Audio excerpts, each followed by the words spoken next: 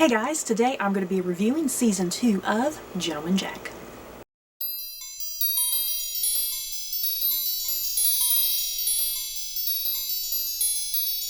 So, before I head into my thoughts and feelings on Season 2 of Gentleman Jack, just a quick disclaimer, I'm going to do my best to stay away from spoilers in regards to this particular season. I'll try to be as vague as I possibly can, but yeah, if you're worried about anything that might possibly come across as a spoiler, you might want to steer clear of this review and come back at a later date until after maybe you've caught up with the show or whatever. But yeah, as far as like Season 1 spoilers go, yeah, for me to maybe kind of get through some of this review, I might have to kind of bring up things about Season 1. So yeah, it's best to be caught up. So yeah, let's get going with my thoughts and my feels on Gentleman Jack Season 2. In general, I did really enjoy this second season. I guess for me personally, I think there were things about Season 1 that I enjoyed more, I guess. But yeah, Season 2 was still a worthy follow-up to Season 1. Because yeah, Season 1 was just absolutely terrific. Yeah, guys, just every little thing going on, I just thoroughly enjoyed. Whereas I do think with Season 2, like I said, though there were many things I still found terrific about this season, it did kind of reach certain spots in the season where I felt like things were going a little slow. Not necessarily maybe boring, I don't know, but like kind of a little slow. The pacing felt a little off than it usually does. And then there were moments where I was just getting really terribly confused, you guys.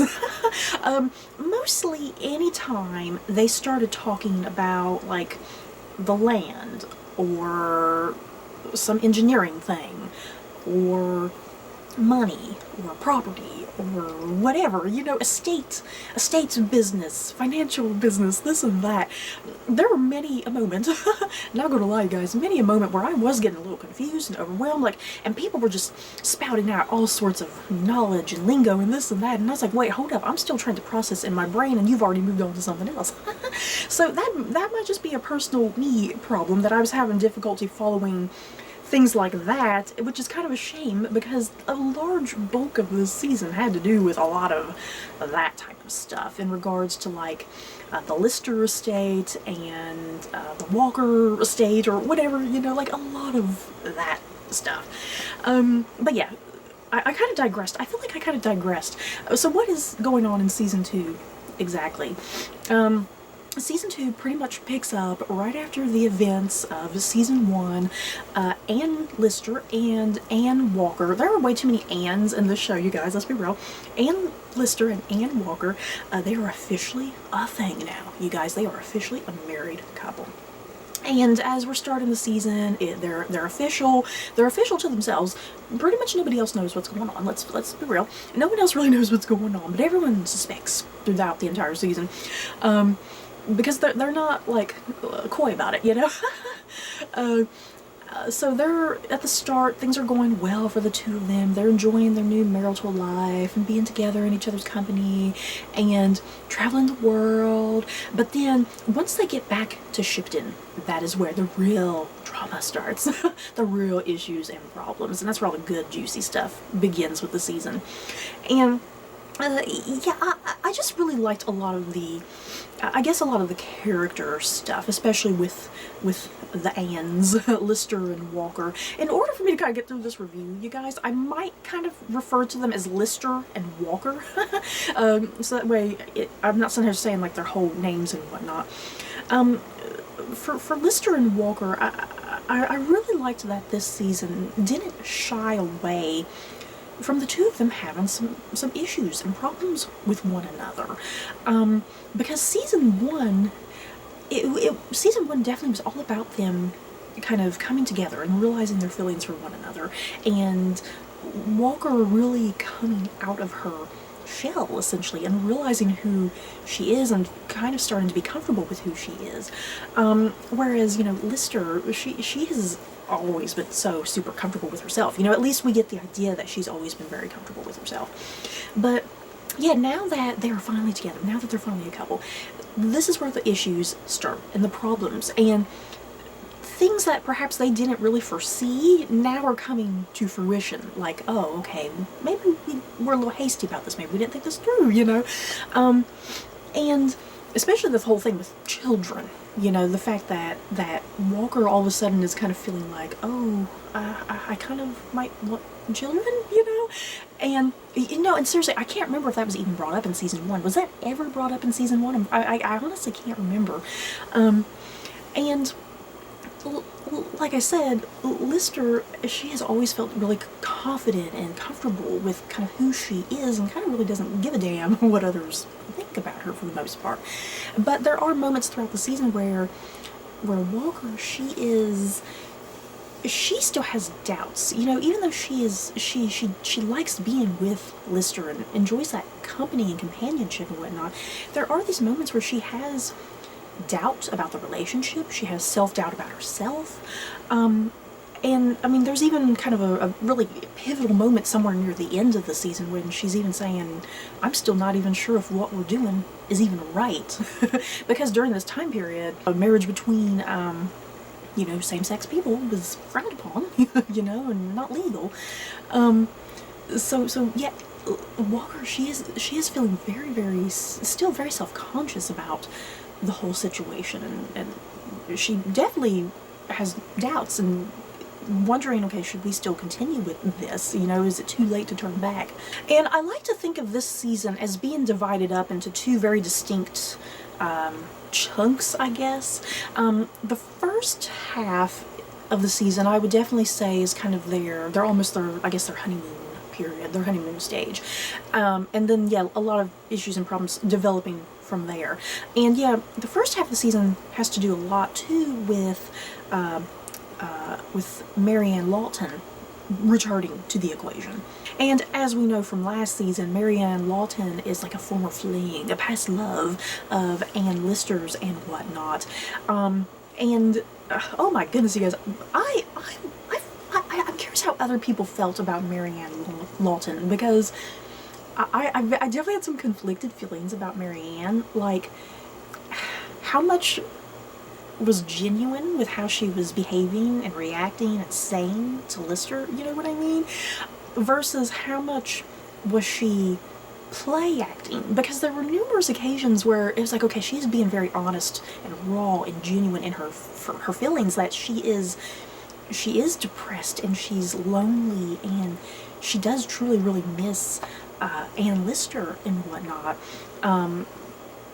But yeah, because of the time periods, the conventions that women had to follow during this period, Marianne felt duty-bound and obligated. Hey, I have to marry a man. I don't love this man, but I gotta do it, you know. And she had to give up a part of herself. She had to give up Ann Lister and whatnot. And plus, Ann Lister kind of moving away from their relationship anyway, going in a completely different direction. It was kind of the feeling I was getting. So yeah, Marianne Lawton was definitely very intriguing and interesting to me this season, and I really loved her return back into the picture and whatnot.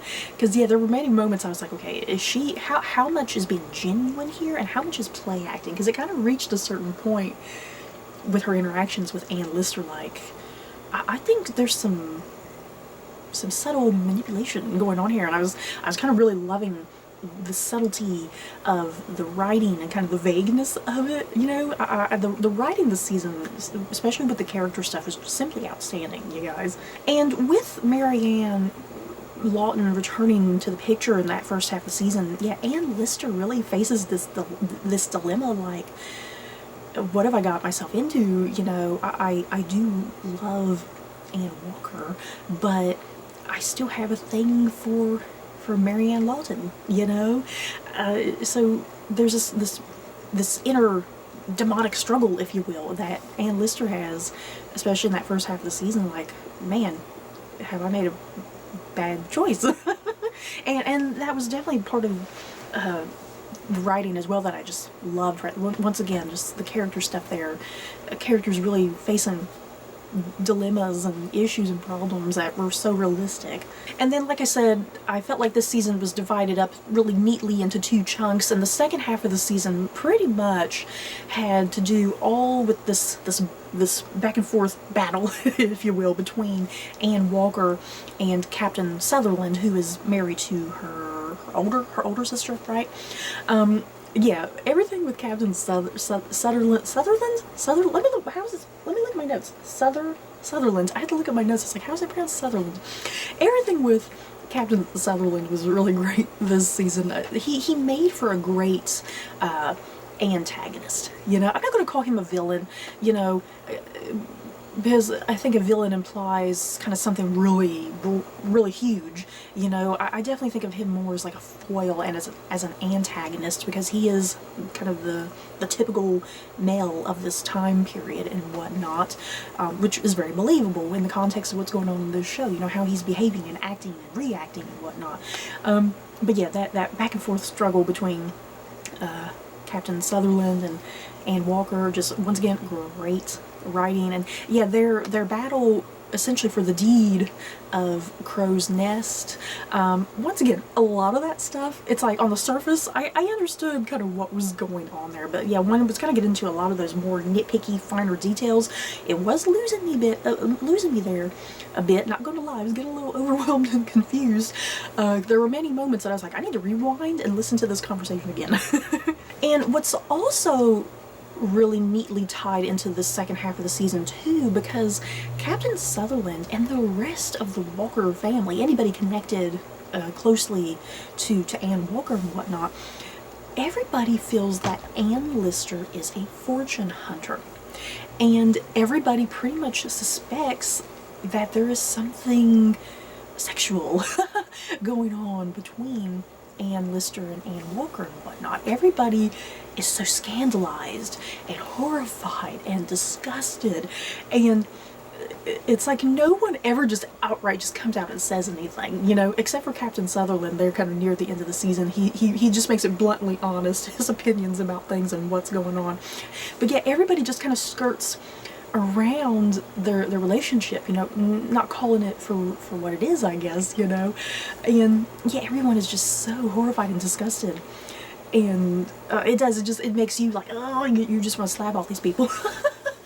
But yeah, there's that running through the second half of the season as well, this concern that, is Anne Lister is she a predator? Is she a fortune hunter? You know, is she no different than what a man would be doing in a situation like this, you know, since Anne Walker is very wealthy.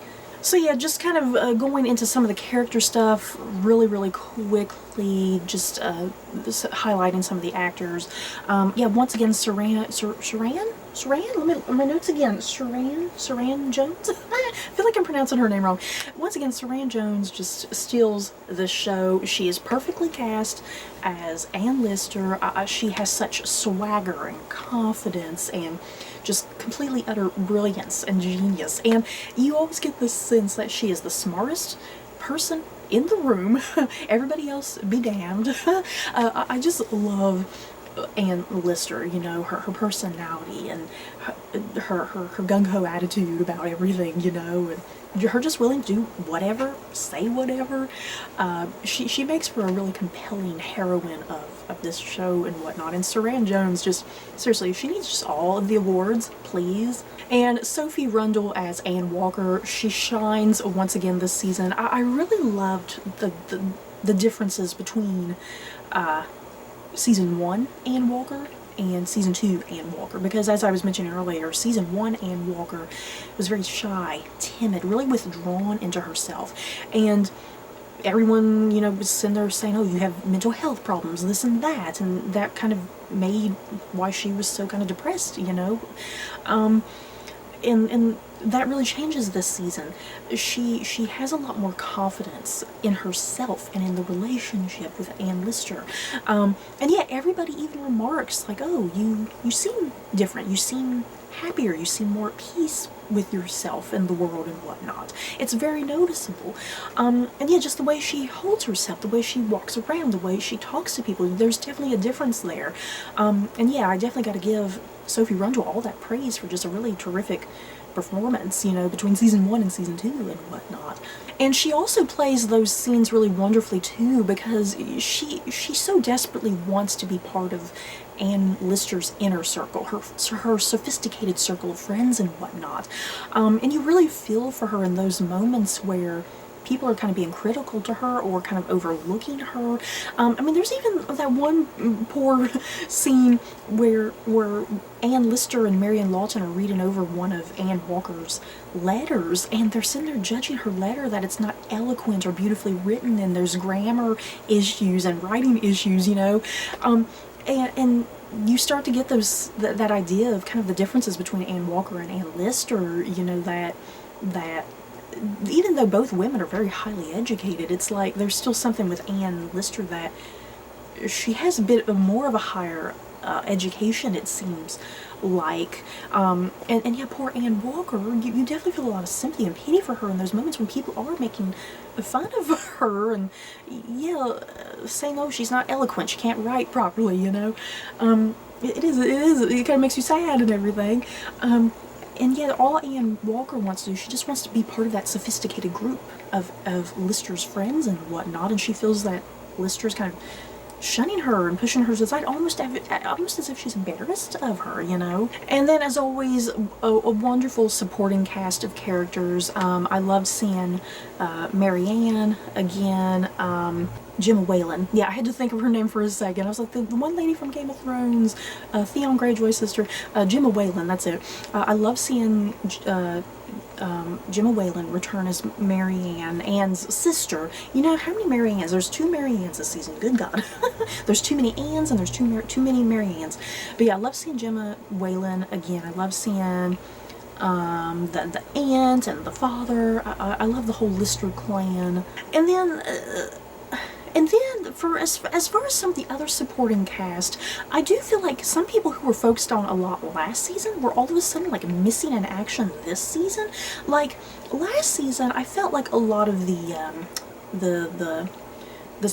household servants, I felt like a lot of them were shown a lot and had a lot more speaking roles. And I felt like they were all very dramatically cut this season, except for the one lady who's like the cook. I can't think of her name at the top of my head right now, but the one lady who's like the cook, she seemed to have the biggest role out of all the household staff this season, and everybody else was kind of dramatically pushed back compared to last season. And then even the one character, Thomas Soden, is that his name? Thomas Soden, something like that? Or is that the actor's name? Is that the character's name or the actor's name? What did I put here in my notes? I put Thomas Soden, but now I can't remember if that's the character name or the actor's name. But the one guy, he's like a teenager, and he married one of Washington's daughters at the end of last season, and then you got the idea at the very end of last season that he killed his father, right? He killed his father and like threw his remains to the pigs, something like that. I'm trying to remember all of the details because season 1 aired such a long time ago, and I seriously meant to have a rewatch of the season to refresh my memory. But yeah, that whole thing about his, like I said, I believe it was his father that he threw to the pigs, his remains, and he murdered him. Like, I feel like that whole plot was just missing because that was such a big deal last season, and it was kind of one of the big cliffhangers of last season because Washington, played wonderfully by Joe Armstrong. You guys, I love Joe Armstrong to death. Washington, you know, found out about all that, and he had his suspicions, and it's like, oh my god, I just married off my daughter to this maniac. And I feel like that whole plot was just kind of cut in a weird way. Like, it was mentioned very quickly and then like just quickly dismissed after that. But yeah, I mean, I feel like there were a lot of characters like that, and maybe subplots from last season that were cut or just went over very, very quickly and dismissed. It was very odd, those first several episodes, because then a lot of people were just completely gone. And speaking of Washington, you guys, one of my favorite scenes, because this is nothing that's a big spoiler for this season, one of my favorite scenes in this entire season was the moment where Washington, Walker, and Lister, they're like doing the whole Sunday school thing, and they're trying to run it themselves, and the 3 of them, they're in their own little individual Sunday room classrooms, and they're teaching sections of the Bible, and I freaking love that whole sequence, because how Washington is kind of doing things and then how Ann Walker is doing things, and then you got Ann Lister, instead of teaching like the Bible that they're supposed to be doing there at Sunday school, she's over there teaching like hardcore math. And everyone's all enthralled like, oh yeah, yeah. I seriously, that if you've seen the season, you probably know which scene I'm talking about. But I loved that sequence of events with the three of them and the Sunday school, and how each one was kind of reading things or doing things. That was an absolutely brilliant, excellent piece of writing this season.